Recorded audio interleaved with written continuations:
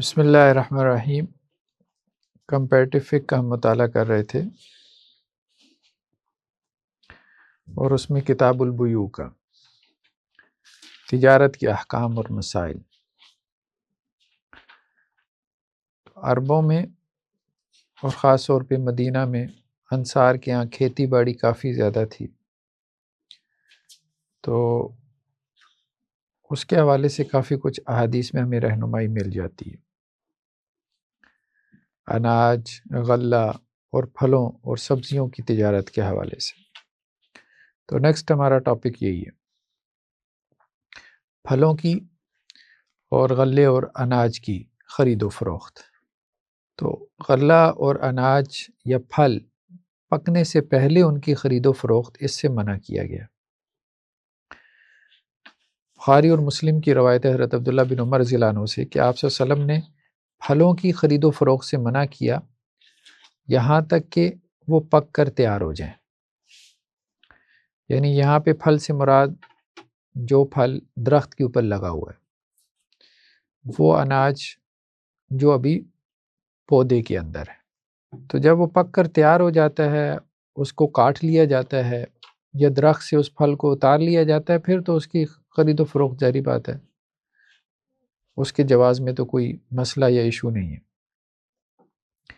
صحیح مسلم کی روایت ہے کہ آپ صلی اللہ علیہ وسلم نے کھجور کی بیع سے منع کیا یہاں تک کہ وہ پک کر تیار ہو جائے، اور اسی طرح سٹا، سنبل مطلب سٹا جسے ہم کہتے ہیں اپنی زبان میں، بالی، اس کی بیع سے منع فرمایا یہاں تک کہ وہ تیار ہو جائے، یعنی سٹے کے اندر جو اناج ہے، جو غلہ ہے، اس کی بیع سے بھی منع فرمایا یہاں تک کہ وہ تیار ہو جائے اور امن میں آ جائے کسی آفت سے، کسی مصیبت سے۔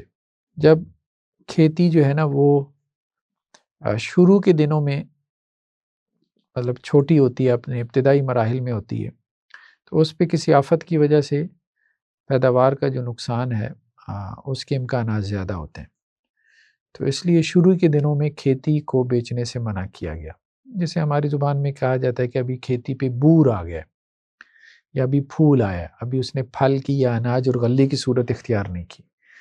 تو جب کھیتی جو ہے وہ پک کر اس طرح سے تیار ہو جائے کہ اب اس کے اوپر کسی آفت کا اندیشہ نہیں ہے، تو پھر آپ اس کو بیچ سکتے ہو۔ بخاری کی ایک اور روایت حضرت انس رضی اللہ عنہ سے کہ اللہ کے نبی صلی اللہ علیہ وسلم نے فرمایا کہ بھلا غور کرو، دیکھو کہ اللہ تعالیٰ نے جو ہے وہ اگر پھل سے منع فرما دیا ہے، ٹھیک ہے، تو کس بنیاد پہ تم اپنے بھائی کا مال جو ہے وہ لے رہے ہو؟ تو جس بیع سے اللہ سبحانہ و تعالیٰ نے منع فرما دیا تو اب اس کی قیمت لینا تمہارے لیے جائز نہیں ہے۔ تو خیر اس میں جتنی بھی ہمارے پاس احادیث ہیں ان کا حاصل یہی ہے کہ کھیتی جب تک تیار نہ ہو تو اس وقت تک اس کو بیچنا جائز نہیں ہے۔ ہاں اگر کھیتی تیار ہو چکی ہے، بھلے وہ لگی ہوئی ہے، پورے کھیت کا کھیت آپ بیچ دیں اور اس کو کہہ دیں بھائی تم خود ہی اتار لو، یہ آموں کا باغ ہے، یہ مالٹوں کا باغ ہے، تو یہ میں نے آپ کو بیچا، ٹھیک، تو اب آپ اس کے اتار لو، یہ کھیت ہے، یہ میں نے آپ کو بیچ دیا، اب آپ اس کی گندم کاٹ لو، ٹھیک ہے، لیکن یہ اس صورت میں ہے جب کہ وہ پک کر تیار ہو جائے اور آفت سے جو ہے وہ امن میں آ جائے۔ ہاں اب یہ کہہ رہے ہیں کہ جی اگر آپ نے مالک کو بیچنا ہے جو زمین کا مالک ہے، ٹھیک ہے، یعنی زمین کا مالک کوئی تھا، اس کے اوپر جو ہے وہ کھیتی کسی اور نے لگائی، کاشت کسی اور نے کی، تو اب اگر وہ زمین کے مالک کو ہی بیچنا چاہتا ہے تو یہ ایک ایکسیپشن ہے، اس کو وہ پہلے بھی بیچ سکتا ہے، تیار ہونے سے پہلے بھی بیچ سکتا ہے، لیکن اگر زمین کے مالک کے علاوہ کو اس نے بیچنا ہے تو پھر وہ کھیتی تیار ہونے کے بعد بیچے گا۔ تو یہ ایک بات انہوں نے یہاں پر کی۔ اب ایک اور مسئلہ یہ ہے کہ جی کھیتی کب تیار ہوتی ہے، تو وہ بہرحال جو بھی عرف میں ہے کہ کھیتی زرد رنگ کی ہو جائے یا ہر کھیتی، اب دیکھیں ہر پھل جو ہے اس کے پکنے کا اپنا ایک معیار ہے، تو اب سیب ہے تو اس کے پکنے کا اپنا معیار ہے، آم ہے تو اس کے پکنے کا اپنا معیار ہے، ٹھیک ہے، تو وہ جو بھی معیار معروف ہے عرف میں تو اس کے مطابق اس کا پکنا جو ہے وہ شمار ہوگا.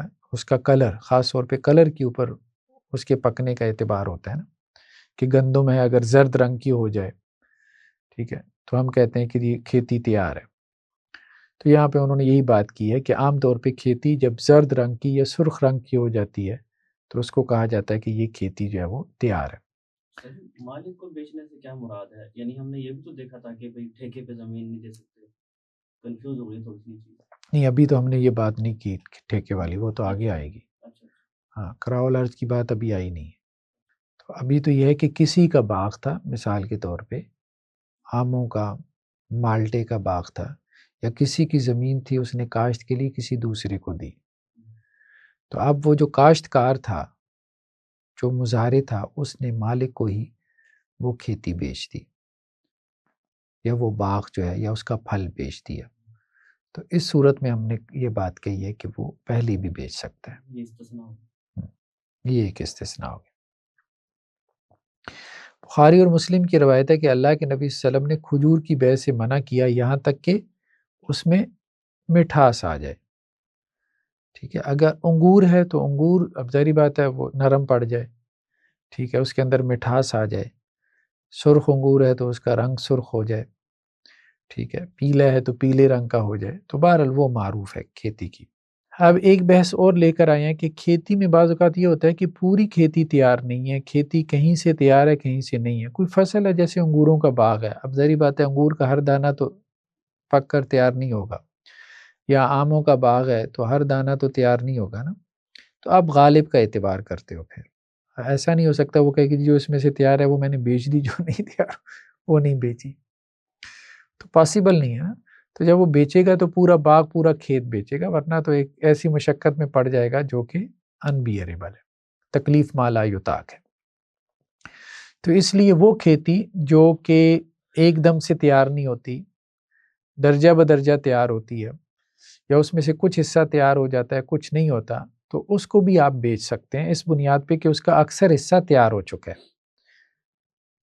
ٹھیک ہے، اس بنیاد پہ آپ اس کو بیچ سکتے ہیں، تو اس میں کوئی حرج کی بات نہیں. نیکسٹ کیا ہے کہ کیا جو ہے وہ کھیتی کو کھڑے کھڑے بیچا جا سکتا ہے، یعنی جیسے گندم ہے اور ابھی وہ اپنے سٹے میں ہے.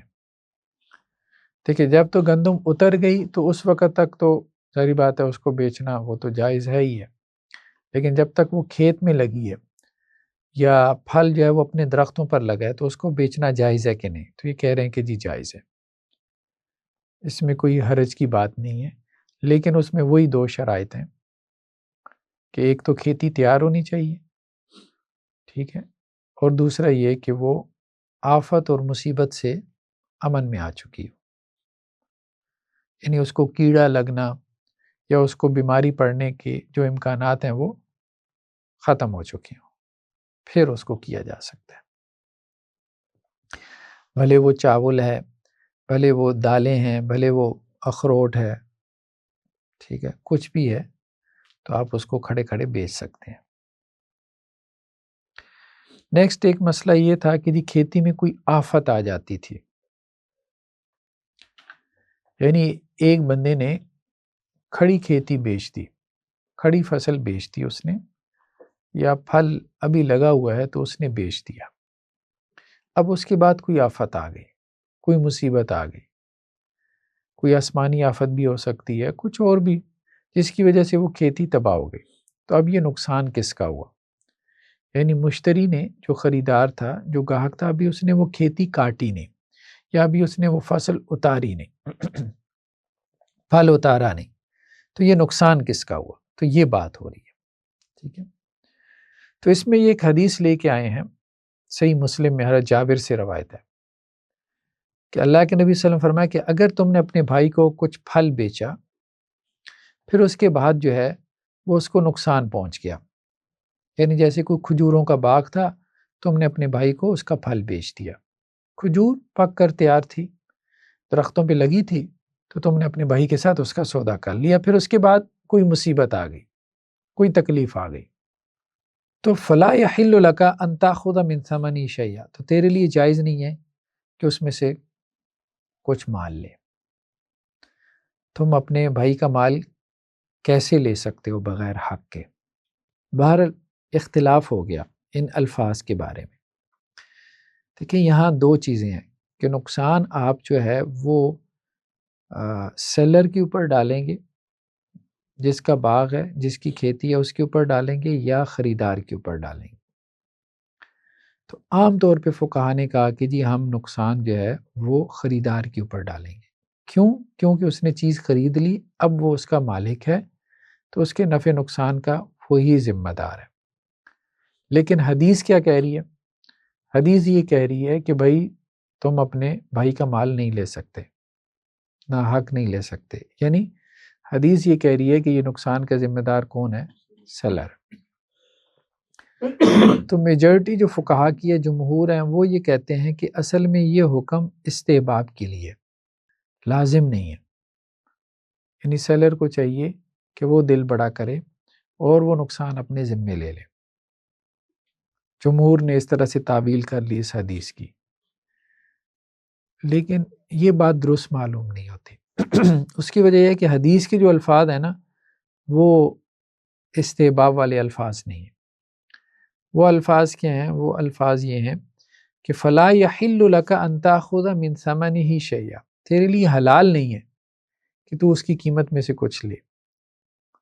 اس کا مطلب یہ ہے کہ حلال نہیں ہے، کہ مطلب یہ ہے کہ حرام ہے، تیرے لیے اس کی قیمت لینا حرام ہے. یعنی جو سیلر ہے، جس کا باغ ہے، کھیتی، اس کے لیے اس کی قیمت میں سے لینا حرام ہے. بِمَا تَأْخُذُ مَالَ أَخِيكَ بِغَيْرِ حق، کس بنیاد پہ تو اپنے بھائی کا مال جو ہے وہ ناحق لے گا؟ تو ناحق مال لینا ظاہری بات ہے کہ یہ حرام میں آ جاتا ہے. تو یہ استحباب کا مسئلہ نہیں ہے کہ آپ صلی اللہ علیہ وسلم ریکمینڈ کیا، پریفر کیا کہ جو ہے نا وہ نقصان جو ہے وہ سیلر کے کھاتے میں چلا جائے. اب اس میں جو دوسرے لوگ ہیں وہ ایک تعویل کرتے ہیں، جو یہ کہتے ہیں کہ نہیں، یہ سیلر کے حق میں، جیسے یہاں امام احمد بن حنبل کا موقف ہی ہے اور اہل الحدیث کا موقف ہی ہے کہ اس حدیث کے مطابق نقصان کس کا ہے؟ سیلر کا ہے.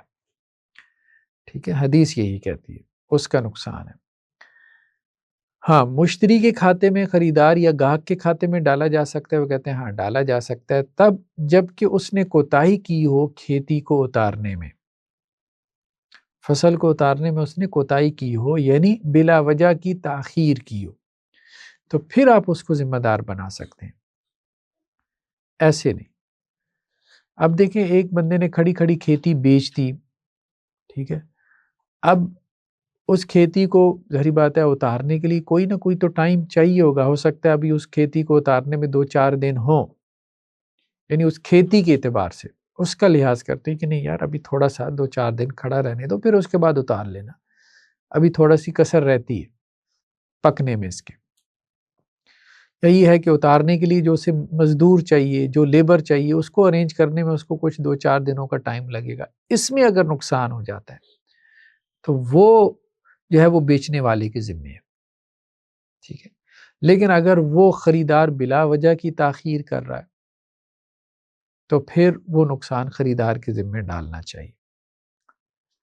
یہ تو تب ہے جب سماوی آفت ہو، آسمان سے آفت آئی. اور اگر آفت کا سبب یا نقصان کا سبب خود سیلر ہی ہو، مثال کے طور پہ خود اس کی کوئی کمی کوتاہی ہے جس کی وجہ سے نقصان ہو گیا، تو پھر ظاہری بات ہے سیلر کے کھاتے میں ڈالا جائے گا. یا اگر آپ یہ کہتے ہیں کہ جی نہیں، بائر جو کسٹمر تھا، گاہک تھا، اس کی کسی حرکت کی وجہ سے نقصان ہو گیا، تو ظاہری بات ہے پھر اس کے کھاتے میں ڈالا جائے گا. اس میں امام مالک نے ایک بات البتہ کی، انہوں نے کہا کہ جی اگر 1/3 سے کم نقصان ہے نا، 1/3 سے کم، تو پھر وہ آپ کسٹمر سے لے لیں. اگر 1/3 یا اس سے زیادہ ہے تو پھر وہ سیلر سے لے لیں. امام مالک نے اس طرح سے تعویل کر لی، لیکن بہرحال بظاہر یہی تعویل محسوس ہوتی، بہتر محسوس ہوتی ہے کہ اس میں تب یہ جو ہے وہ سیلر کے ذمہ ڈالا گیا ہے یہ نقصان جب کہ وہ آسمانی آفت ہے، اور اس میں جو خریدار ہے، جو گاہک ہے، اس کی کوتاہی اس میں نہیں ہے، یعنی اس نے بلا وجہ تاخیر نہیں کی کھیتی کو اتارنے میں. تو پھر اللہ کی طرف سے ایک چیز آ گئی ہے تو وہ سمجھے مالک کے اوپر ہی آئی ہے، کیونکہ ابھی وہ سامان اسی کے پاس پڑا ہوا تھا. ابھی سر اس نے پیمنٹ نہیں کی اس صورت میں؟ نہیں، پیمنٹ بھی کی ہوئی ہے. کر دی اگر پیمنٹ تو پھر بھی وہ واپس کرنی پڑے گی پیمنٹ، کیونکہ اس کو چیز نہیں نہ ملی، اس کو چیز نہیں ملی اور اس میں اس کی کوئی کوتاہی بھی نہیں ہے۔ بظاہر تو یہ جو ہے نا وہ خرید و فروخت کے اصول کے خلاف ہے کہ ایک سودا ہو گیا، یہ نبی کریم صلی اللہ علیہ وسلم کا یہ فرمانا کس زمرے میں لیا جائے گا؟ دیکھیں ڈیلیوری نہیں نہ ہوئی۔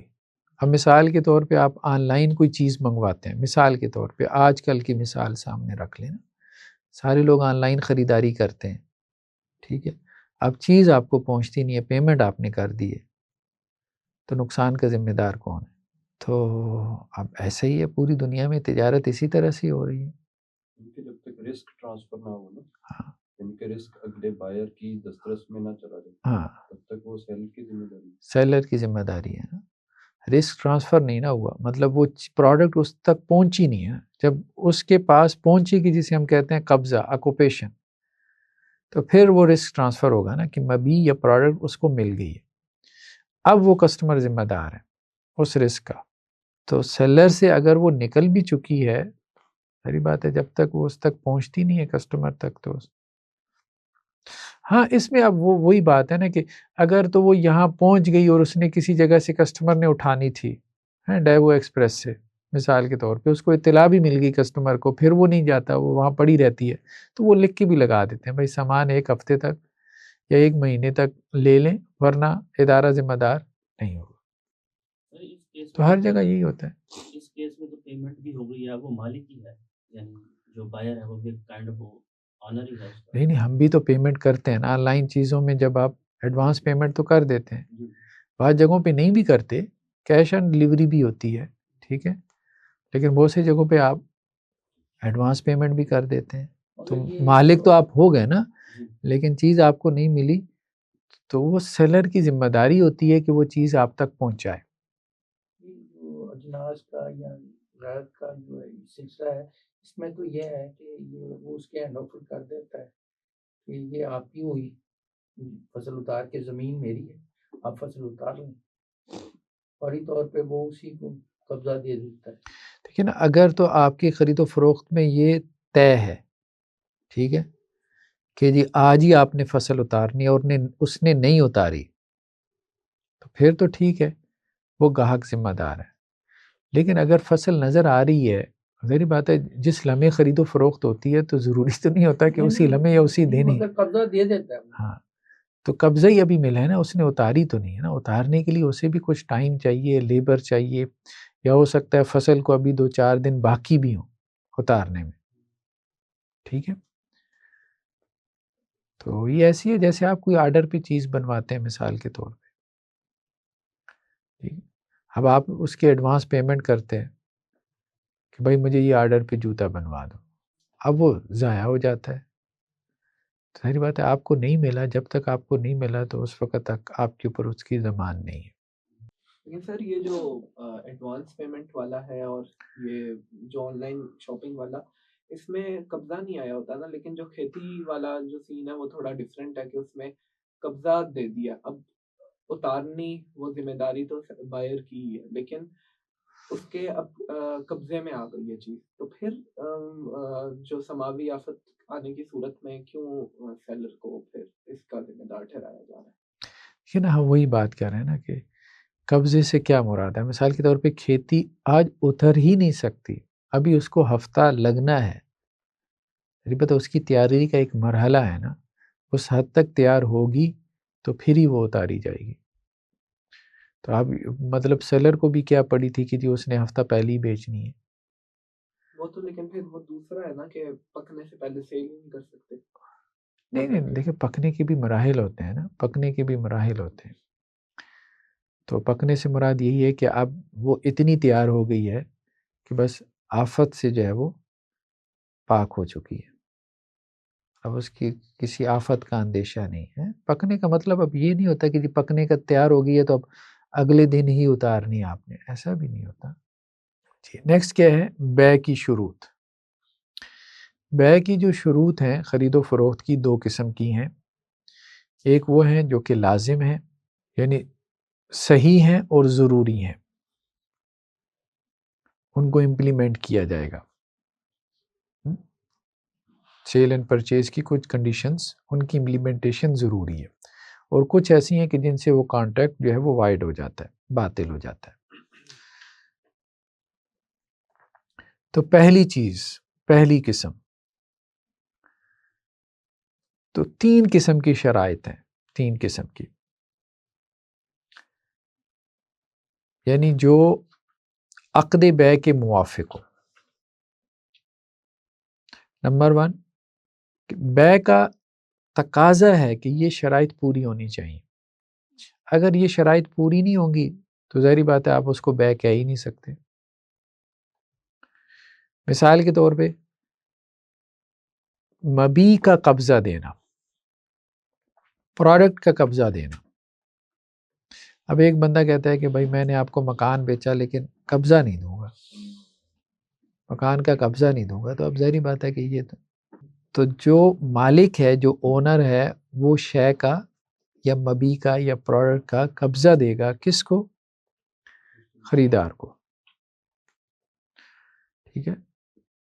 تو یہ لازمی شرط ہے، قبضہ لازمی شرط ہے کہ یہ ٹرانسفر ہوگا۔ اور دوسرا قیمت، پرائس، یہ بھی لازمی شرط ہے۔ پرائس نہیں ہے تو پھر تو وہ ہبہ ہو گیا، گفٹ ہو گیا، قیمت نہیں ہے تو قیمت کی ادائیگی بھی، ٹھیک ہے؟ پرائس جو ہے وہ پے کرنا، اس کی جو ادائیگی وہ بھی لازمی شرط ہے۔ دوسرا کیا ہے کہ ایسی شرط بیع کے اندر لگانا، یعنی کچھ تو ایسی ہے نا کہ جو آٹومیٹیکلی آپ سمجھے کہ ہیں بھئی قبضہ دینا ہے، اس کی دہرانے کی ضرورت ہی نہیں ہے، پرائس پے کرنی ہے، پے کرنی ہے، ٹھیک ہے؟ کوئی نہیں کہہ سکتا کہ جی یہ تو شرط تھی نہیں کہ میں نے قیمت بھی دینی ہے یا میں نے شے آپ کے حوالے کرنی ہے، یہ تو شرط ہی نہیں تھی، تو بے وقوفی والی بات ہو جائے گی۔ ہاں، دوسری یہ ہے کہ وہ جن میں کوئی مصلحت ہو، ٹھیک ہے؟ مصلحت مین فائدہ، منفعت، ایسی شرط لگانا۔ مثال کے طور پہ مطلب کسی کا بھی فائدہ اس میں، گاہک کا، خریدار کا یا دکاندار کا۔ مثال کے طور پہ وہ کہتے ہیں کہ جی قیمت جو ہے نا ایڈوانس پیمنٹ ہوگی، ایڈوانس پیمنٹ میں جو ہے وہ دکاندار کا فائدہ ہے، ٹھیک ہے؟ ٹھیک ہے، ایسی شرط لگائی جا سکتی ہے ایڈوانس پیمنٹ کی۔ اب اس میں اگر خریدار کا کوئی فائدہ ہو، وہ کہتا ہے جی نہیں پیمنٹ بعد میں ہوگی، کیش آن ڈیلیوری ہوگی، تو وہ شرط بھی لگائی جا سکتی ہے، کوئی حرج کی بات نہیں، جس میں کوئی مصلحت ہو، کوئی فائدہ پہنچ رہا ہو اور دونوں اس فائدے پہ ایگری کریں، وہ دکاندار کا فائدہ ہو یا گاہک کا فائدہ ہو، خریدار کا فائدہ ہو۔ جی قیمتیں مختلف بھی ہو سکتی ہے، آگے چل کے آئے گا یہ ٹاپک؟ ہاں ہاں، قیمتیں بھی مختلف ہو سکتی ہیں، بالکل ٹھیک ہے۔ یہ ٹاپک ہم آئندہ پڑھیں گے آگے؟ قیمتیں مختلف ہونے کا نہیں، آگے تو میرے خیال میں علیحدہ سے تو نہیں آئے گا۔ سر ایک پروڈکٹ کی مختلف قیمتیں، یعنی مثال کے طور پہ آپ کا ایک والٹ ہے، ہاں آپ پاکستان کی مارکیٹ میں آپ نے لگایا ویب سائٹ پہ، ایک لگایا آپ نے، ایک ویب سائٹ بنا لی پاکستانی آڈینس کے لیے، ایک بنا لی آپ نے یو کے لیے، تو بالکل ایک ہی چیز ہے لیکن آپ نے قیمتیں ڈفرینٹ رکھ لی۔ ہاں ٹھیک ہے، کوئی حرج کی بات نہیں، کوئی حرج، ایک شے کی، ایک پروڈکٹ کی آپ مختلف قیمتیں رکھ سکتے ہیں۔ اس میں وہ وقت والا فیکٹر بھی آ سکتا ہے، قسطوں والا معاملہ۔ ہاں، قسطوں والا معاملہ بھی آ سکتا ہے، قسطوں پہ آپ زیادہ چارج کر سکتے ہیں، کوئی حرج کی بات نہیں، بس فائن نہ ڈالیں، فائن نہ ڈالیں۔ تو یہ ایسی ہے نا کہ جیسے کسی نے کوئی مکان بیچا تو وہ کہتا ہے بھائی قبضہ آپ کو 3 مہینے بعد دوں گا، تو ٹھیک ہے، قبضے سے انکار نہیں کیا، لیکن انہیں شرط لگا دی بھائی مجھے 3 مہینے، میرا گھر تیار ہو رہا ہے، 3 مہینے لگ جائیں گے، تو یہ میں نے آپ کو بیچ تو دی ہے، تو لیکن یہ ہے کہ 3 مہینے بعد آپ کو قبضہ دیں گے۔ یا وہ کہتا ہے کہ جی جو خریدار ہے وہ کہتا ہے پیمنٹ ہم آپ کو 3 ماہ بعد کریں گے، تو ٹھیک ہے۔ اس قسم کی شرائط جن میں کوئی مصلحت ہو، کوئی فائدہ ہو، تو بیع کے اندر، خرید و فروخت میں ایسی شرائط لگائی جا سکتی ہیں جس میں کسی ایک پارٹی کو فائدہ پہنچ رہا ہو، کہنے کا مقصد یہ بعض جی۔ لوگ نا آن سپاٹ قیمت بڑھا دیتے ہیں، مثال کے طور پہ اب اس کے پاس ایک بندہ سائیکل پہ اترا ہے تو وہ ریگولر قیمت ہے، اب اس نے دیکھا بڑی گاڑی پہ اترا ہے تو امیڈیٹلی اس نے اپنے مائنڈ میں قیمت بڑھا دی، یعنی زیادہ اس کو بتا دی، کوئی بات نہیں، اس میں کوئی ہاں کوئی حرج کی بات، ٹھیک ہے۔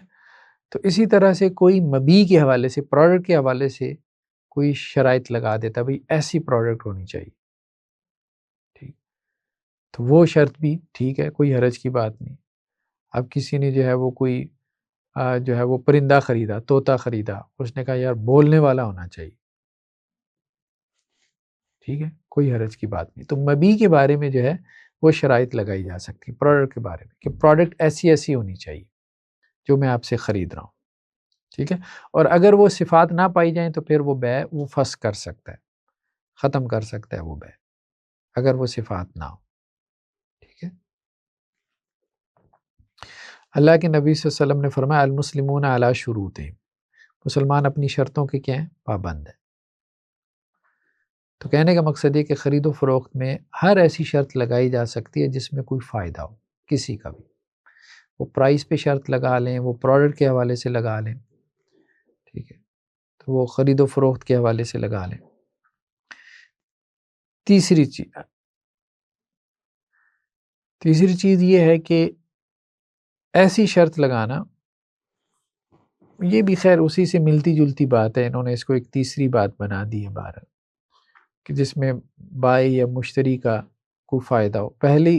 دوسری شرط کو انہوں نے بنایا کہ جس میں کوئی عقد کا فائدہ ہو، عقد کا فائدہ بھی بہرحال بائی اور مشتری کا فائدہ ہی ہوتا ہے۔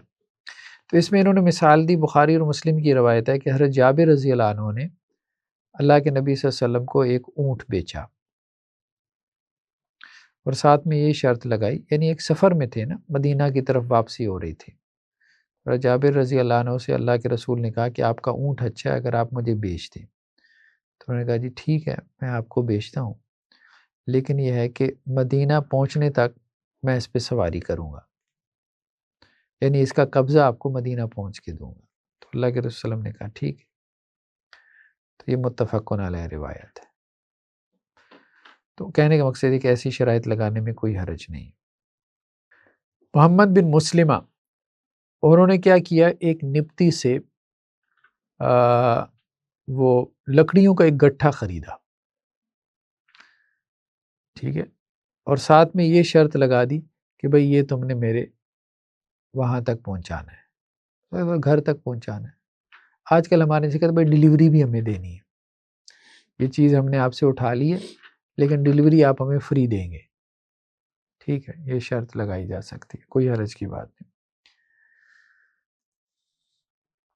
تو امام احمد بن حنبل کا موقف یہی ہے، لیکن بعض جو ہے وہ فقہا جیسے کہ اناف اور شواف ہے، وہ یہ کہتے ہیں کہ نہیں، اس قسم کی شرط نہیں لگائی جا سکتی، وہ کہتے ہیں بیع میں اس قسم کی شرطیں لگانا جائز نہیں ہے۔ وہ ایک حدیث بیان کرتے ہیں جس میں یہ ہے کہ اللہ کے نبی صلی اللہ علیہ وسلم نے بیع میں شرط لگانے سے منع کیا، وہ آگے روایت آ رہی، ٹھیک ہے، لیکن اس کا کیا مفہوم ہے وہ ہم آگے۔ تو خیر کہنے کا مقصد یہ ہے کہ کچھ شرائط تو ایسی ہیں جو بیع کے لیے ضروری ہیں، جیسے قبضہ یا قیمت پے کرنا، اور کچھ ایسی ہیں کہ جس میں کوئی مصلحت ہے، ٹھیک ہے، عقد کے لیے یا بائی یا مشتری کے لیے، سیلر یا بائر کے لیے۔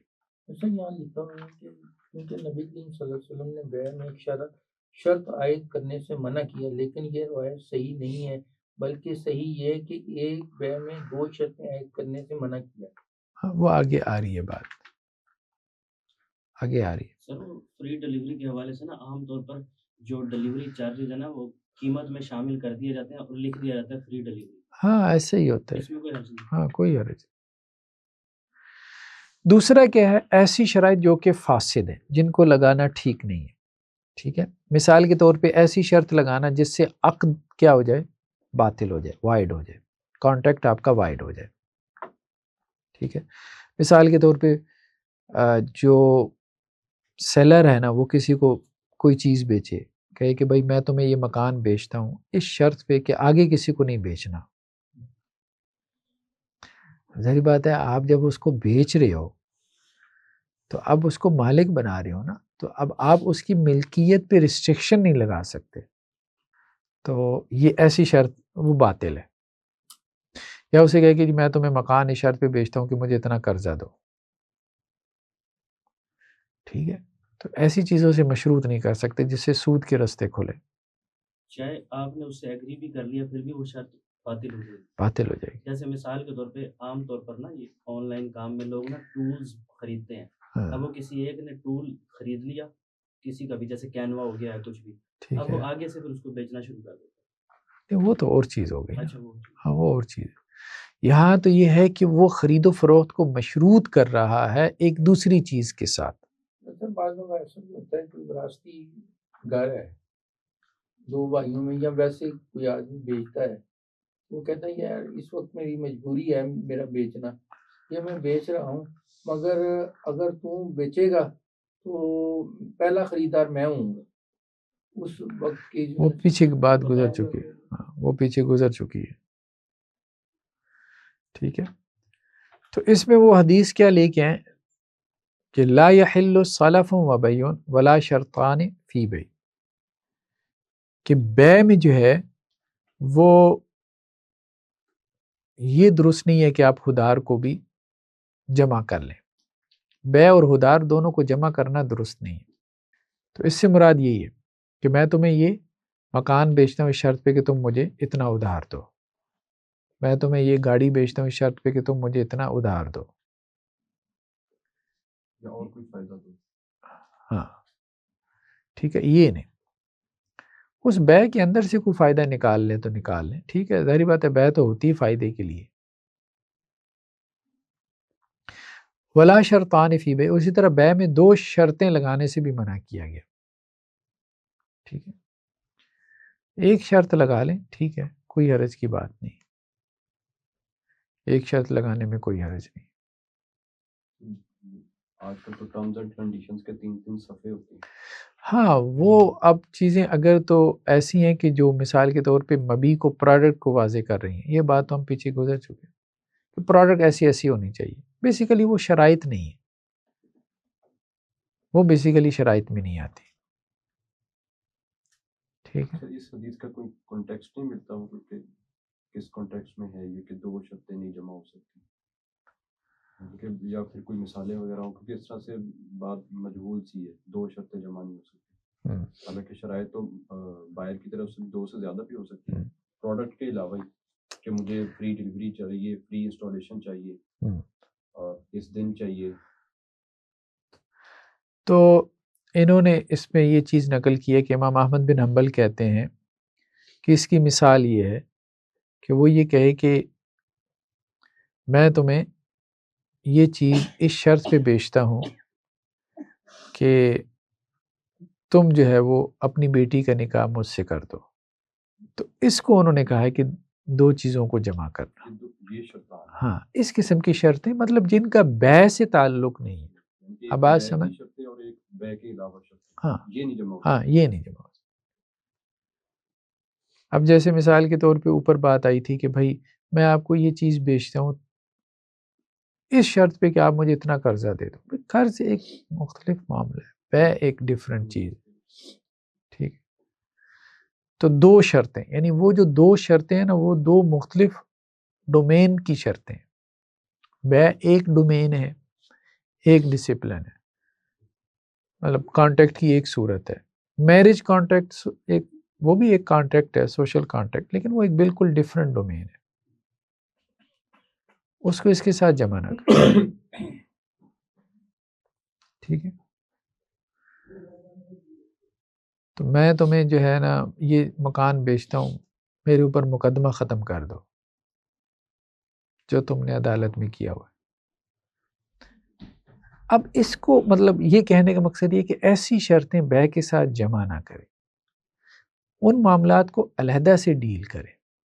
ٹھیک ہے، ورنہ تو وہ پرائس کے ساتھ ایک اور پرائس جو ہے وہ حاصل کر رہا ہے، انڈیفائنڈ ہے. اور خرید و فروخت میں ظاہری بات ہے پرائس اور یہ مبی پروڈکٹ بالکل واضح کلیئر ہونا چاہیے. اپرچونٹی سے فائدہ اٹھا رہے ہیں. اپرچونٹی سے فائدہ اٹھا رہے ہیں.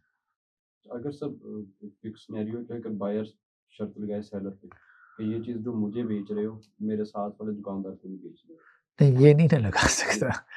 بائر ہمارے پاس آتے ہیں یہ شرطیں لگاتے ہیں کہ یار یہ والی خاص اسپیسیفکیشن والی چیز مجھے دینی ہے، میرے ارد گرد کسی کو نہیں دینی. تو ہم مطلب کہ بعد اس کو تو کہہ دیتے ہیں کہ ٹھیک ہے، بعد میں دوسروں کو دیتے بھی ہیں. تو اس میں کس طرح سے معاملہ ہوتا ہے؟ دیکھیں یہ شرط نہیں لگا سکتا نا کسٹمر، یہ شرط نہیں لگا سکتا کہ یہ چیز آپ مجھے ہی فروخت کریں، میرے علاوہ کسی کو فروخت نہ کریں. یہ شرط نہیں لگا سکتا، ٹھیک ہے. تو اگر وہ آپس میں ایگری کر جائیں تو وہ ایک علیحدہ بات ہے، وہ ایک علیحدہ بات. اگر وہ آپس میں ایگری، ہمارے یہ جو ایجنسی کا کانسیپٹ ہوتا ہے میرے خیال میں، یہ اسی طرح ایجنسی کا کانسیپٹ یہی ہوتا ہے نا. تو اتنے ایریا میں آپ کسی اور کو نہیں دے سکتے. ہاں، کسی اور کو نہیں دے سکتے، ٹھیک ہے. تو وہ دے سکتا ہے، مطلب اس کے پاس اختیار ہے. ہاں، عملاً نہ دے تو وہ ایک علیحدہ بات ہے. مطلب آپ اس کو کنڈیشن میں ریٹرن میں نہ لے کے آؤ، لیکن عملاً آپ ایک پریکٹس کر رہے ہو تو کوئی حرج کی بات نہیں کہ آپ کا کاروبار بھی اچھے سے چل رہا ہے اور وہ بھی محنت کر رہا ہے. لیکن قانونی اعتبار سے آپ اس کو اس میں نہیں لا سکتے، باؤنڈ نہیں کر سکتے قانونی. سر اگر شرط باطل ہو تو حکم بھی اس کا باطل ہو جائے گا، یعنی اگر شرط ہی باطل ہے ہاں، شرط باطل ہے تو اگر وہ کرے تو بائر کو گلا بھی نہیں کرنا چاہیے. ہاں، اس کا گلا بھی قانونی نہیں بنتا. ایسے ہی. تو یہ امام ابو حنیفہ، امام شافعی اور میجورٹی جو فقہا ہے ان کا کہنا یہی ہے، ٹھیک ہے، کہ اس طرح سے قرض کو جمع کرنا بے کے ساتھ تو اس سے بے باطل ہو جاتی ہے، وہ بے نہیں ہوئی. اور اسی طرح سے 2 شرطیں جمع کرنا، اس سے بھی بے جو ہے وہ باطل ہو جاتی ہے، ٹھیک ہے. پھر 2 شرطوں کی انٹرپریٹیشن میں اختلاف ہے، تو سمجھ یہی آتی ہے کہ ان 2 شرطوں سے مراد یہی ہے کہ ایک بے کی شروط اور ایک بے کے علاوہ کی جو شروط ہیں ان کو جمع نہ کرے. اگر کرے گا ان کو تو اس سے وہ بے باطل ہو جائے گی. امام مالک کہتے ہیں کہ بے باطل نہیں ہوتی، شرط فاسد ہے، شرط فاسد ہے، بس شرط ختم کرو، بات ختم کرو، بے ہو گئی. تو پہلی قسم تو وہ ہے کہ ایسی شرائط جن کے ساتھ بے منعقد ہی نہیں ہوتی، ٹھیک ہے، بے ہی باطل ہو جاتی ہے. دوسری قسم کی شرائط وہ ہیں کہ جن میں بے تو ہو جاتی ہے لیکن شرائط کیا ہیں؟ شرائط باطل ہے، بے ہو جاتی ہے. اب آپ کہیں گے کہ جی شرائط یہ لاگو ہی نہیں ہوں گی، امپلیمنٹ نہیں ہوں گی، لاگو شرائط ہیں بس، ٹھیک ہے. تو یہ پہلے جیسے یہ بات گزری ہے کہ جو سیلر ہے وہ یہ شرط لگا دے کہ تم یہ چیز جو ہے وہ آگے کسی کو بیچو گے نہیں، یا کسی کو گفٹ نہیں کرو گے، یا کسی کو ہبہ نہیں کرو گے. تو اگر سیلر یہ کنڈیشن لگاتا ہے تو اس کی یہ کنڈیشن کیا ہے؟ بات بے ہو گئی ہے، اگلے نے قیمت پے کی ہے، اس کی چیز ہو گئی، اب وہ چاہے تو کرے. تو اس میں وہ حدیث لے کے آئے کہ کل شرط لیس فی کتاب اللہ، ہر شرط جو کہ کتاب اللہ میں نہیں ہے فہو باطل، تو وہ باطل ہے. وَإِنْ كَانَ مِئَةُ شرط، ٹھیک ہے، وَإِنْ كَانَ مِئَةُ شرط، وہ 100 شرائط ہی کیوں نہ ہو. تو امام احمد بن حنبل کا یہی موقف ہے کہ یہاں شرط باطل ہے، بے ہو گئی ہے. لیکن امام ابو حنیفہ، امام شافعی کہتے ہیں کہ بے بھی نہیں ہوئی. جس طرح قرآن مجید میں ہم نے فار ایگزامپل اس ڈاکومنٹ کو سائن کیا ہے، ایگری کیا ہے، پڑھا ہے، تو وہ ساتھ پھر یہ دوسرے حکم بھی تو ہیں، ان العہد کان مسئولا، کہ بھئی اب آپ کا اور اس کا ایک عہد ہے تو آپ اس کے مسئول ہو. تو ایسا اس کو کس طرح تطبیق اس کی کریں گے؟ نہیں، بات سمجھ میں نہیں آئی. سر جیسے ہم ایگریمنٹ سائن کرتے ہیں عام ہاں طور پر، کوئی سیل اینڈ پرچیز کا ہاں کانٹریکٹ کرتے ہیں، اس میں بہت ساری شرائط ایسی ہوتی ہیں ہاں جو کہ وہ باطل ہوتی ہیں. ہم کر دیتے ہیں کیونکہ ہمیں پتہ ہے شرط ہی باطل ہے تو اس کا حکم باطل ہو جائے گا. ہاں. تو لیکن پھر قرآن میں یہ بھی ہے ان العہد کان مسئولا، کہ تم نے اب ایک عہد کیا تو تم اب اس کے مسئول ہو. نہیں، اب ظاہری بات ہے، عہد تو آپ اللہ کی نافرمانی کا تو کر ہی نہیں نہ سکتے. ٹھیک ہے. تو اگر آپ نے قسم بھی کھائی ہے، مثال کے طور پہ اللہ کی نافرمانی کی قسم کھائی ہے، تو اب دین تو نہیں کہے گا کہ جی اگر آپ نے قسم کھائی ہے کہ جی میں نماز نہیں پڑھوں گا تو اب اپنی قسم نہ توڑو. جیسے یہ آن لائن کے اندر نا، خاص طور پہ فری لانسنگ وغیرہ میں، ان میں اتنی عجیب عجیب شرطیں ہوتی ہیں. کچھ تو بالکل ٹھیک ہوتی ہیں کہ بھئی ہماری کمیشن ہمیں دو اور اس طرح کی چیزیں، اور ہماری ویب سائٹ سے باہر کانٹریکٹ نہ کرو. لیکن کچھ ایسی شرائط ہوتی ہیں بالکل عجیب ہوتی ہے، وہ عقل میں بھی نہیں آ رہی ہوتی. تو میرے خیال ادھر بھی یہی حکم لگے گا. ہاں، بس وہ یہی ہے کہ جو شرائط لگانا باطل ہے، ظاہری بات ہے وہ باطل ہے، وہ لگائی نہیں جا سکتے، وہ شرائط ہی باطل ہوں گی، وائٹ کنسیڈر ہوں گی. جیسے یہاں پہ بات آ رہی ہے نا، اگر وہ شرط لگاتا ہے بھئی تم آگے اس کو بیچ نہیں سکتے، کیوں نہیں بیچ سکتا، ٹھیک ہے. اب ہمارے یہ کاپی رائٹ میں ساری ایسی شرائط ہیں، بالکل بیکار فضول قسم کی شرائط ہیں. یہ کاپی رائٹ کا سارا مقدمہ انہوں نے اسی پہ کھڑا کیا ہوا، کل شرط لیس فی کتاب اللہ فہو باطل. تو مطلب آپ نے کتاب خرید لی ہے، اب آپ اس کی آگے فوٹو کاپی کروا کے کسی کو نہیں دے سکتے. بھائی مطلب میری چیز ہے، میں کیوں نہیں دے سکتا؟ میں نے کتاب خریدی ہے، پیمنٹ کی ہے، اب میں اس کے 4 صفحوں کی فوٹو کاپی کروا کے کسی کو نہیں دے سکتا. کیوں نہیں دے سکتا؟ تو میں نے قیمت کس چیز کی پے کی ہے؟ دوسرے جو لوگ پی ڈی ایف بھی سیل کر رہے ہوتے ہیں، مطلب کہ رائٹر کوئی اور ہے اور مطلب کہ میرے پاس پی ڈی ایف آئی ہے، آپ کی پی ڈی ایف میرے پاس آئی ہے تو آگے میں سیل کر دوں، کرنا شروع کر دوں. نہیں وہ تو کاروبار تو ظاہری بات ہے کرنا جائز نہیں ہے نا. کاروبار تو کرنا جائز نہیں ہے نا. آپ کی چیز ہی نہیں ہے. آپ کی چیز ہی نہیں ہے تو آپ کیوں کاروبار آگے کریں؟ جب پرچیز کر لی ہے، جب آپ نے پرچیز کر لیا تو آپ اسی چیز کو بیچیں نا. اب یہ تو نہیں کہ اس کی 1000 کاپیاں بنوا کے بیچنا شروع کر دیں. جو آپ کی بک ہے آپ نے خرید لی، آپ آگے بیچ دیں. آپ نے 1000 کی خریدی 2000 کی بیچ دیں. کیا مسئلہ ہے؟ کوئی ایشو نہیں. پائریٹڈ جو کاپیز کا آج کل چیز ہے کہ پائریٹڈ چیز نہ بیچیں. ہاں پائریٹڈ بزنس نہیں نا کر سکتے آپ. بزنس تو نہیں کر سکتے آپ.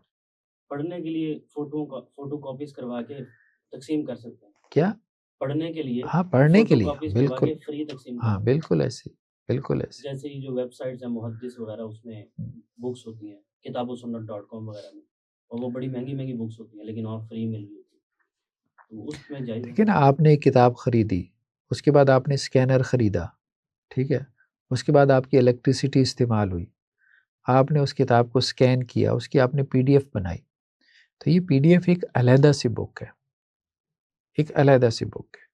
اس پہ آپ کی محنت لگی ہے، انرجی لگی ہے، آپ کا اس کے ریسورس لگا ہے، تو آپ اس کو نیٹ پہ دیں. ٹھیک ہے. وہ آپ کو ریسٹرکٹ کر ہی نہیں سکتے کہ مطلب آپ اس کی پی ڈی ایف نہیں بنا سکتے. کیوں نہیں بنا سکتے؟ یہ تو وہی بات ہے کل شرط لیس فی کتاب اللہ فہو باطل. کیوں نہیں بنا سکتے؟ بنا سکتے ہیں، بالکل بنا سکتے ہیں.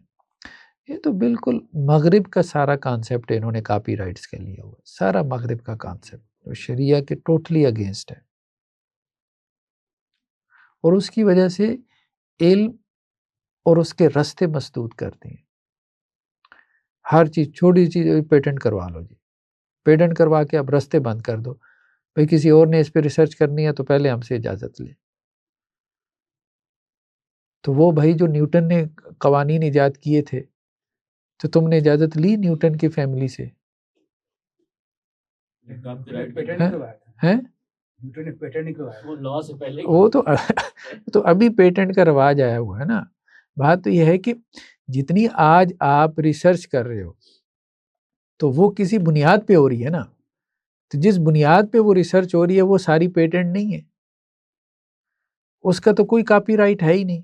مطلب کاپی رائٹ کا قانون بھی یہی کہتا ہے، مختلف ممالک مختلف ہے. 50 60 70 سال سے پیچھے تو کاپی رائٹ ہی نہیں ہے نا. تو وہ پیچھے سائنس کی جتنی تاریخ ہے، جو مذہب کی تاریخ ہے، آج آپ کو مذہبی مقالہ کتاب بھی لکھ رہے ہو تو پیچھے کتابوں کے حوالے دو گے، شروحات حدیث کے، تفاسیر کی کتابوں کے. وہ تو ہر پبلشر دھڑا دھڑ چھاپ رہا ہے، تفسیر ابن کثیر، تفسیر تبری، فتح الباری، صحیح بخاری. یار سب سے پہلے تو امام بخاری کے خاندان کو جا کے دو کاپی رائٹ. ہاں پھر دو ان کو. تو وہاں سے آپ تو اپنے پیسے کمائی جا رہے ہو اور آپ کہتے ہو جی آج ہم نے جو ہے وہ 4 کتابیں چھاپ لی ہیں، اس کے کاپی رائٹ ہونے چاہیے. تو وہ 4 کتابیں جن کتابوں سے بنی ہیں ان کے کاپی رائٹ کیوں نہیں ہونے چاہیے؟ تو سائنس میں جو اتنی آپ ریسرچ کر رہے ہو، اب ظاہری بات ہے وہ کچھ میتھمیٹیکل پرنسپلز کے اوپر ہو رہی ہے، کوئی فزکس کے قوانین کے اوپر ہو رہی ہے، جو ان کے ایجاد کرنے والے تھے انہوں نے اس کے پبلک کر دیا. علم کا یہ مزاج ہی نہیں ہے کہ اس کو دولت کے پیرامیٹر سے ماپا جائے اور اس کے اوپر قدغنیں لگائی جائیں.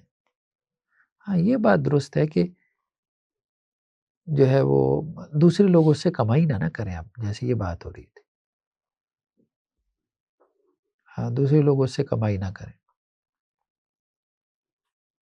سر ویسے ضمن یاد ہے جیسے آپ صلی اللہ علیہ وسلم کے دور میں وہ جو مکے سے لوگ آ رہے تھے تو آپ صلی اللہ علیہ وسلم واپس بھیج دیتے تھے کہ بھائی تم اب ابو جندل کا یا پتہ نہیں کون سا، یہاں پر آپ نے بھی پڑھایا تھا سیرت میں واقعہ. جی تو وہ پھر وہاں پر بھی تو یہ ہونا چاہیے تھا کہ آپ صلی اللہ علیہ وسلم اس چیز کو دیکھتے. مطلب میں کہہ رہا ہوں یہ ہو سکتا تھا اس پرنسپل کے مطابق جو آپ فرما رہے ہیں کہ وہ جو لوگ آئے ان کو واپس نہ بھیجتے. یا ابھی دیکھیں ہم بحث کیا کریں، ہم کتاب البیوع پڑھ رہے ہیں. اچھا یہ ڈیفرنٹ چیز. یہی تو بات ہو رہی ہے کہ بیع میں کسی دوسری چیز کی شرط نہ لگائیں. ہر ایک ڈسپلن جو ہے، ہر ایک کتاب، ہر ایک چیپٹر کتاب الجہاد ہے، کتاب النکاح ہے. اب کتاب النکاح میں جو شروط پڑھیں گے ہم، ان کی روشنی میں ہم جو ہے وہ کتاب البیوع کو دیکھنا شروع کر دیں، ظاہر بات ہے نہیں، وہ ایک علیحدہ کانٹیکٹ ہے.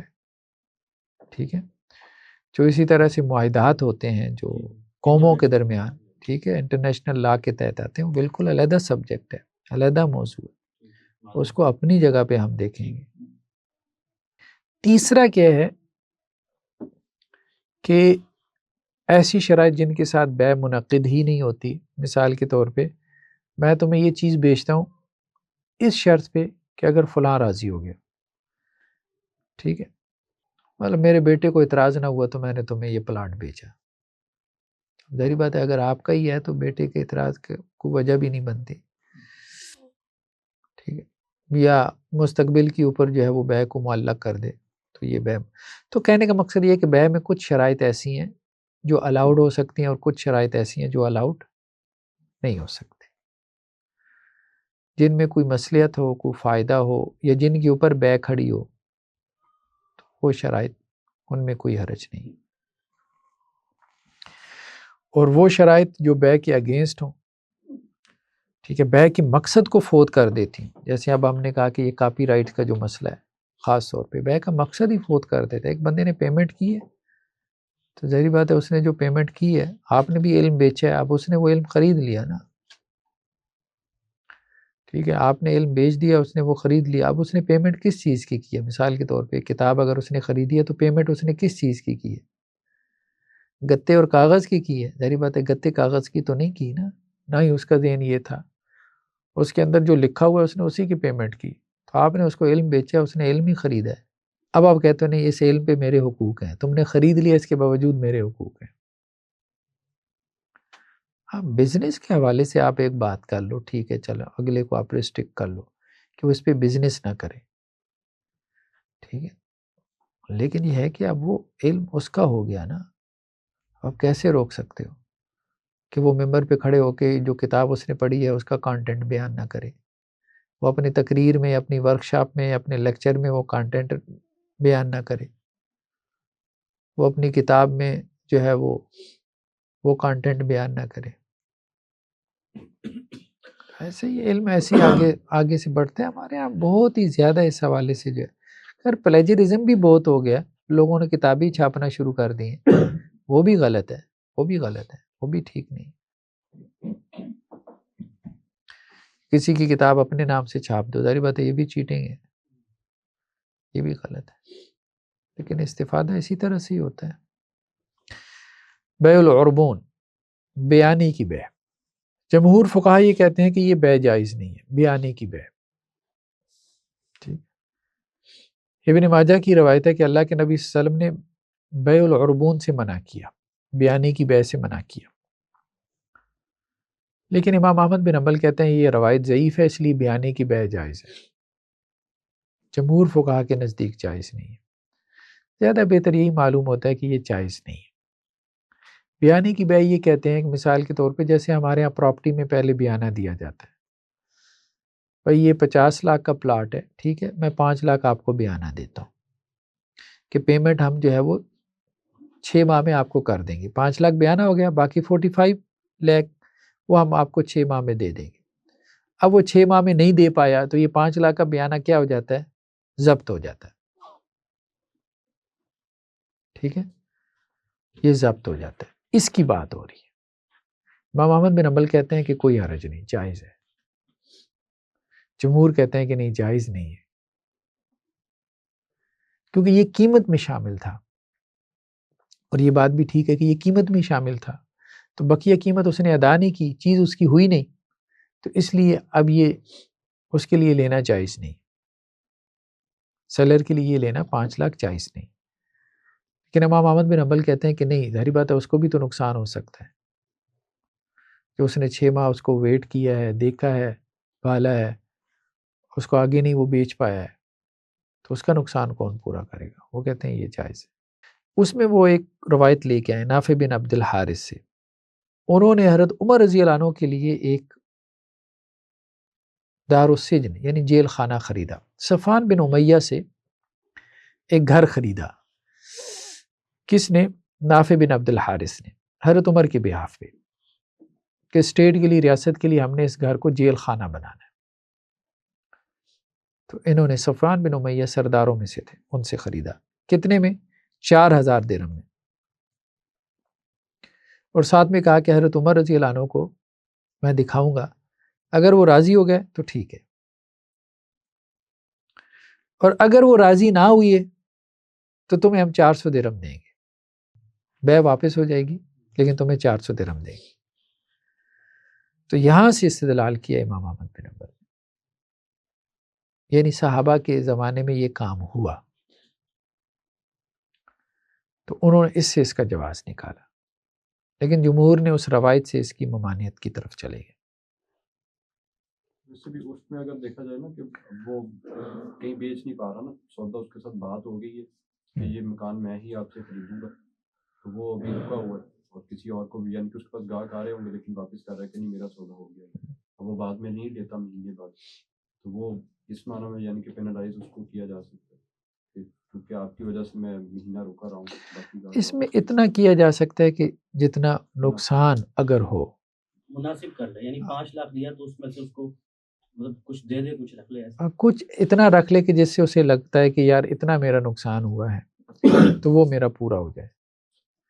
بلا وجہ کا 15-20 لاکھ بیانہ رکھ لینا، یہ تو وہی بات ہے نا حدیث میں جو پیچھے الفاظ آئے ہیں، کس بنیاد پہ تم اپنے بھائی کا مال لے رہے ہو، کس بنیاد پہ؟ یہ بڑے اہم الفاظ ہیں، ہلا دینے والے. کوئی بنیاد ہونی چاہیے نا. وہ بنیاد یہی ہو سکتی ہے مثال کے طور پہ کہ جی میرا اتنا نقصان ہوا ہے. اب اگر آپ اس میں اتنے کلیئر ہیں کہ اللہ کے یہاں جسٹیفائی کر سکتے ہیں تو پھر ٹھیک ہے. پچھلے دنوں سر ایک دوست میں وہ مکان اس طرح ہوا، 8 لاکھ روپے بیانہ تھا، تو پھر میں نے اس سے کہا، میں نے کہا یار واپس کر دے، تو وہ بہرحال اس نے نہیں دیا. پھر وہ ڈیلر نے بھی فون کر کے کہا کہ اس میں سے میرا حصہ بھی دو. یعنی بیسیکلی وہ اس کو مکان لے کے دلوا رہا تھا، اس کا وہ وکیل تھا، اب اس کو بھی فون کر کے کہہ رہا ہے کہ مجھے اس بیانے میں سے بھی کچھ دو، وہ جو 8 لاکھ ملے نا. تو نہیں، یہ تو اب ایک پوری مارکیٹ بن گئی ہے نا، ایک مارکیٹ بن گئی ہے. دیکھیں بعض اوقات ہو سکتا ہے کہ اب جس نے بیانہ دیا ہے مجھے بتائیں، اس نے کوشش تو کی ہے نا قیمت جمع کرنے کی، جب اس کو پتہ بھی ہے کہ بیانہ مارا جائے گا تو اس نے تو اپنی تو ہو سکتا ہے وہ بیچارہ کسی وجہ سے نہیں کر پایا، تو حسن سلوک تو یہی ہے کہ اس کا بیانہ واپس کر دیا جائے، جبکہ آپ کو پتہ ہے یار آپ کا پلاٹ نکل جانا ہے. تو کوئی انتہائی مجبوری کی صورت ہو جس میں آپ کو لگے کہ یار اب آپ کا نقصان ہوا ہے، واضح ہے، پھر ٹھیک ہے، چلیں اس میں انسان اتنا ہی جتنا اس کا نقصان ہوا، ورنہ تو وہ حدیث کے الفاظ تو پھر واضح ہیں.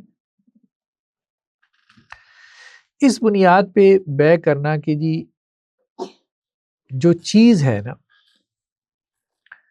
اس میں کوئی عیب نہیں ہوگا، ٹھیک ہے. مشتری نے، خریدار نے یہ شرط لگائی بھائی مطلب یار چیز خراب تو نہیں ہے نا، وہ سیکنڈ ہینڈ تو نہیں ہے نا، ایسے پوچھتے ہیں نا. اب اس نے کہہ دیا نہیں جی کوئی خرابی نہیں ہے، گاڑی ایکسیڈنٹل تو نہیں ہے، نہیں جی کوئی ایکسیڈنٹل نہیں ہے، بعد میں نکل آئی، ٹھیک ہے. تو چیز سیکنڈ ہینڈ تو نہیں ہے، کھلی ہوئی تو نہیں ہے، مشینری نہیں، کوئی فون نہیں کھلا ہوا جی. تو اب اس نے خرید لی، بعد میں وہ پتہ چلا کہ جی نہیں سیکنڈ ہینڈ تھا، کھلا ہوا تھا، گاڑی ایکسیڈنٹل تھی، تو اب چاہے تو واپس کر دیں، ٹھیک ہے. حضرت عبداللہ بن عمر جو ہے انہوں نے زید بن ثابت کو ایک غلام بیچا، شرط یہ تھی کہ اس میں کوئی عیب نہیں ہے، ٹھیک ہے. انہوں نے کہا بھائی ٹھیک ہے غلام ٹھیک ہے ماشاءاللہ، اس میں کوئی ایسا مسئلہ نہیں ہے. تو عبداللہ بن عمر نے حضرت زید بن ثابت کو بیچ دیا. کتنے میں؟ 800 درہم میں. بعد میں حضرت زید بن ثابت کو نظر آیا کہ نہیں یار اس میں تو یہ عیب ہے، یہ مسئلہ ہے اس میں. تو انہوں نے حضرت عبداللہ بن عمر سے کہا جی واپس لے لیں. میں نے کہا بھائی نہیں میں تو واپس نہیں لینا. تو حضرت عثمان رضی اللہ عنہ کا زمانہ تھا، تو وہاں ان کے پاس یہ مقدمہ پہنچ گیا. تو حضرت عثمان نے عبداللہ بن عمر رضی اللہ عنہ کو کہا کہ دیکھیں کیا آپ قسم اٹھا کے یہ کہہ سکتے ہیں کہ آپ کو نہیں پتا تھا کہ اس میں یہ عیب ہے؟ میں نے کہا بھائی میں تو قسم کی طرف نہیں جاتا. تو پھر حضرت عثمان نے کہا جی واپس لے لیں، پھر یہ اپنا غلام واپس لیں، ان کو قیمت واپس کریں۔ تو وہ حضرت عبداللہ بن عمر نے غلام واپس لیا، قیمت حضرت زید کو واپس کر دی 800، بعد میں انہوں نے 1000 کا بیچ دیا اس کو۔ تو اس سے خیر بہرحال اس واقعے سے یہ استدلال کیا گیا ہے کہ اگر جو ہے نا اس شرط کے اوپر خرید و فروخت ہوئی ہے کہ اس میں کوئی عیب نہیں ہے، بعد میں اس میں کوئی عیب نکل آیا، تو وہ چیز کیا ہوگی؟ واپس ہوگی۔ بائع اور مشتری میں اختلاف ہو جائے، اگر ان دونوں میں اختلاف ہو جائے تو کس کی بات ہوگی؟ بائع کی بات ہوگی، یعنی قیمت میں اگر اختلاف ہو جائے، پرائس میں۔ بائع یہ کہتا ہے، یعنی سیلر یہ کہتا ہے بھائی میں نے تو 10,000 میں بیچی، خریدار کہتا ہے نہیں میری تو 8,000 کی بات ہوئی تھی، اب جھگڑا ہی نہیں ختم ہو رہا، تو کسی کی بات تو ماننی پڑے گی نا، تو وہ سیلر کی بات ہے، جبکہ کوئی گواہی نہ ہو۔ گواہی ہو تو پھر ظاہری بات ہے گواہی کے مطابق فیصلہ ہوگا، لیکن اس میں سیلر جو ہے پھر قسم کھائے گا کہ بھائی میں نے اتنے میں بیچی تھی۔ جی، اس میں یہ روایت لے کے آئے ہیں ابو داؤد کی عبد الرحمن بن قیس بن اشعث سے، وہ اپنے والد و اپنے دادا سے، کہ اشعث نے خمس کے غلاموں میں سے غلام خریدا حضرت عبداللہ سے، غالباً عبداللہ بن عمر رضی اللہ عنہ سے، 20,000 میں۔ تو حضرت عبداللہ بن عمر رضی اللہ عنہ نے ان کی طرف وہ قیمت بھجوا دی، تو انہوں نے آگے سے کہا کہ جی میں نے تو 10,000 میں خریدا۔ تو حضرت عبداللہ بن عمر نے کہا بھائی 20,000 کی بات ہوئی تھی، 10,000 کی کہاں بات ہوئی؟ تو وہ اختلاف پڑ گیا۔ تو حضرت عبداللہ بن عمر نے کہا کہ ایسا کرتے ہیں کہ کسی کو حکم بنا لیتے ہیں درمیان میں۔ تو وہ اشعث کہنے لگے کہ جی دیکھیں تیسرے بندے کو کیا حکم بنانا، میں آپ کو ہی حکم بناتا ہوں کہ آپ شریعت کے مطابق فیصلہ کریں۔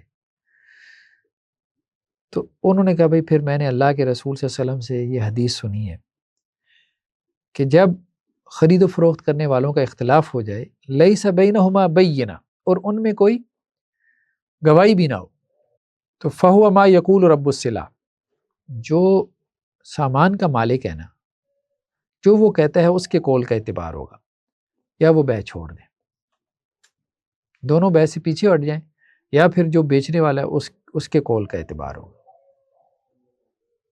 ٹھیک ہے، تو اس لیے دونوں میں اگر اختلاف ہو جائے، بعض اوقات ہو جاتا ہے نا، تو اس میں پرائس کے حوالے سے پھر بائے کی، سیلر کی جو بات ہے وہ معتبر ہوگی، کیونکہ اس کی چیز ہے، ظاہری بات ہے وہ جس پرائس پہ بیچے، بات بھی سمجھ میں آتی ہے۔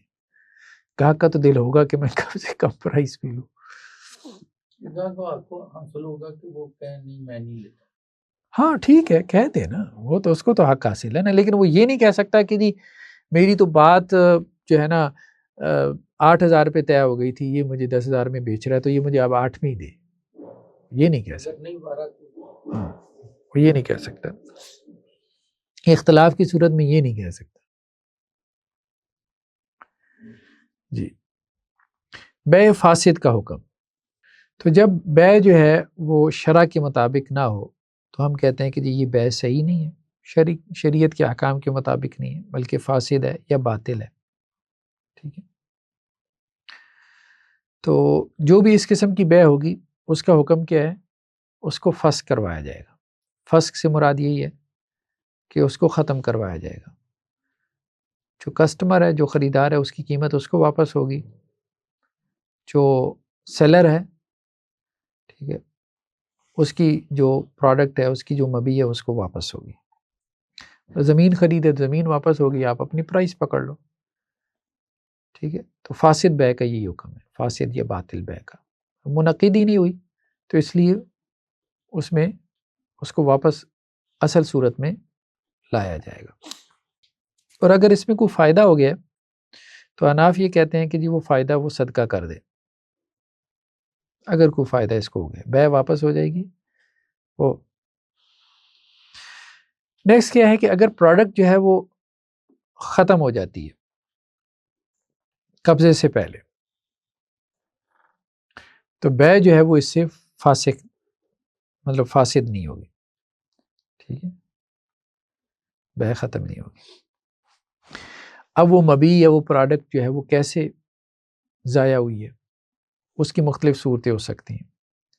اگر تو کسی اجنبی نے اس کو ضائع کر دیا، کوریئر سروس والوں نے کیا کیا، وہ پروڈکٹ آپ کی ضائع کر دی، سیلر کی پروڈکٹ، کوئی برتن تھا، شیشے کا برتن تھا، ٹوٹ گیا، کوئی اور چیز آپ نے خریدی، ٹھیک ہے، اس طرح سے، تو اب جو کسٹمر ہے اس کو یہ اختیار ہے کہ وہ چاہے تو عقد کو باقی رکھے، چاہے تو اس کو فسخ کر دے۔ ہوتا ہے نا، وہ دراز سی چیزیں آتی ہیں تو آپ کے پاس بعض اوقات وہ اس کنڈیشن میں نہیں پہنچتی کہ صحیح سالم، تو کچھ لوگ رکھ لیتے ہیں، کچھ واپس کر دیتے ہیں، ٹھیک ہے، اب اس کا یہ اختیار ہے۔ اسی طرح سے اگر جو سیلر ہے خود اس سے پیکنگ میں کچھ اس قسم کا مسئلہ ہو گیا، یا اس نے خود جو ہے وہ ٹوٹی ہوئی غلط چیز بھیج دی، 2 نمبر چیز بھیج دی، تو پھر بھی وہ بیع کو کیا کر سکتا ہے، فسخ کر سکتا ہے، ختم کر سکتا ہے۔ اور اگر ایسا ہوا کہ بعض اوقات خود مبیع جو ہے نا، جو پروڈکٹ ہے،